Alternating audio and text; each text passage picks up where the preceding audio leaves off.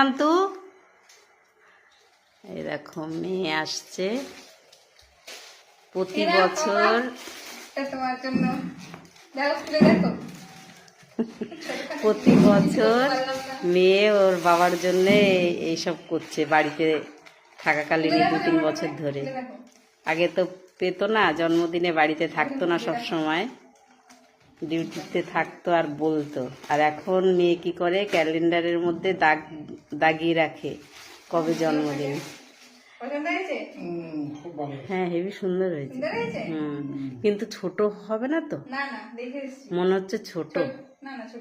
ঠিক আছে, পরে দেখবে এখানে নে। এবার এই যে মিষ্টি মুখ করা, আগে পায়েসটা দে, সামনে সামনে হাতে তুলে নে। মিনি এসছো? এটাই হচ্ছে মেন খাবার, হচ্ছে জন্মদিনের পায়েস।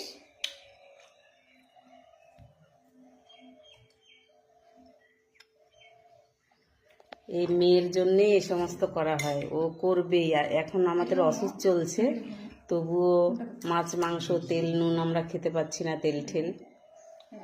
ঘি দিয়ে রান্না হয়েছে। হ্যাঁ, তারা আস্তে আস্তে খাওয়া। এই যে ডাল আর পনির সবজি করেছি, আর ভাজি ছিল, ভাজিটা আগে খাওয়া হয়ে গেছে। তো যাই হোক, এটা হচ্ছে রসমালাই। এখন আমাদের জন্মদিনটা এইভাবে, এই বছরে এইভাবে পালন করা হচ্ছে, যেহেতু অসুখ চলছে আমাদের।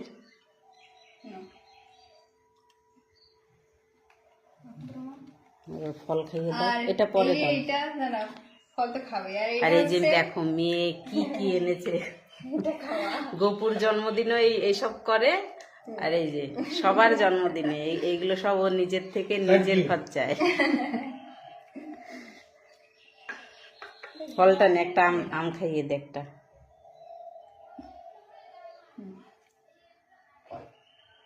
তো বন্ধুরা, তোমরা সবাই জানাবে বাপ মেয়ের,